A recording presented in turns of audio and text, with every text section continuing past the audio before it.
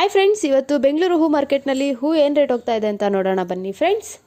ನೀವಿನ್ನೂ ನಮ್ಮ ಚಾನಲ್ಗೆ ಸಬ್ಸ್ಕ್ರೈಬ್ ಆಗಿಲ್ಲ ಅಂದರೆ ಪ್ಲೀಸ್ ಸಬ್ಸ್ಕ್ರೈಬ್ ಆಗಿ, ಪಕ್ಕದಲ್ಲಿರೋಂಥ ಬೆಲ್ ಬಟನ್ ಮೇಲೆ ಕ್ಲಿಕ್ ಮಾಡಿ.